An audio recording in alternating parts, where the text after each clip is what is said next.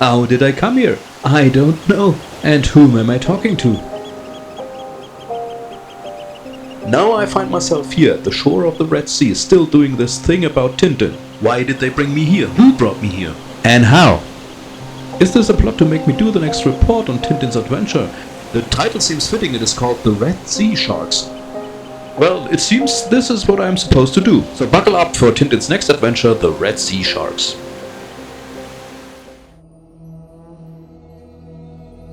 In 1956, Hergé began work on an adventure in which a whole lot of characters from previous stories would reappear.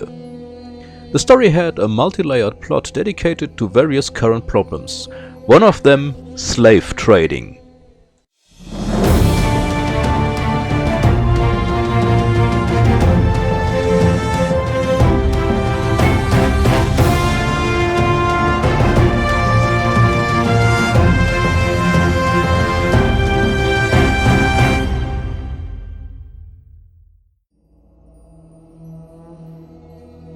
At first, Tintin and Haddock accidentally meet General Alcazar after coming out of the cinema. Then, as a second surprise, Abdallah from Land of Black Gold also waits for them in Marlinspike.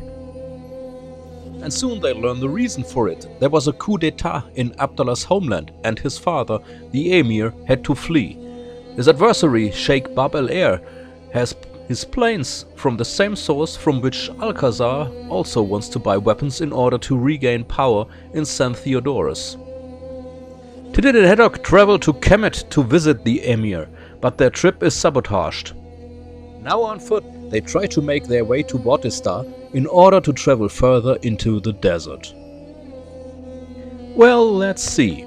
General Alcazar, Abdallah, Dawson, Oliveira de Figueira, Dr. Müller, Ben Kalish Ezab, Bianca Castafiore, Alan Thompson, and Roberto Rastapopoulos. These are the characters from previous stories which meet in The Red Sea Sharks. In order of appearance. And not to mention General Tapioca and Sheikh Bab el-Air, but they are only mentioned, even though they play an important role. And our heroes meet the Estonian pilot Piotr Skut. He will reappear in another story. With a focus on slave trade, Hergé had found another topic where he could let Tintin stand up for the weak. And we see dramatic scenes, for example, when the pilgrims who were crammed into the cargo hold of the ship run onto Haddock because they think he's one of their tormentors. The plot that Muslim pilgrims on the way from Africa to Mecca, i.e. on one of the sacred acts that a Muslim should do at least once in his life according to the Quran, disappear and are sold as slaves, comes from a story that Hergé had been reading in a newspaper article. A similar practice was reported there, with which Arab customers were supplied with slaves. However, the code sentence "coke on board" that is used in the story is an invention by Hergé. However, it fits because it expresses the contempt of the people who see other human beings as trading goods. In addition to the dark mood, there are of course funny moments, for most of which Haddock is responsible. For example, when he's so tired that he falls asleep while talking to Oliveira de Figueira. Or when he meets Bianca Castafiore, who always turns his name around and he introduces himself as Rock'n'Roll.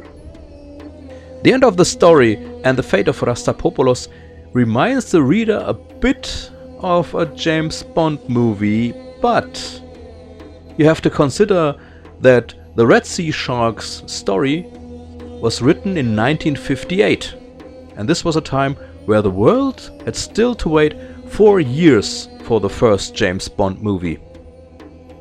This is yet another exciting story, although the background story about multi-layers with arms smuggling and coup d'etat and also the slave trade can be somewhat confusing from time to time.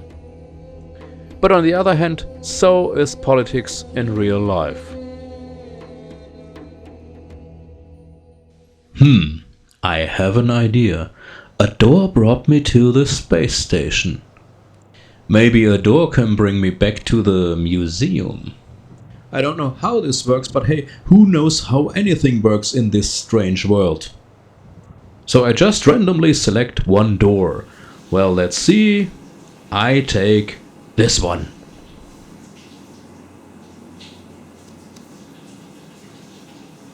And back again.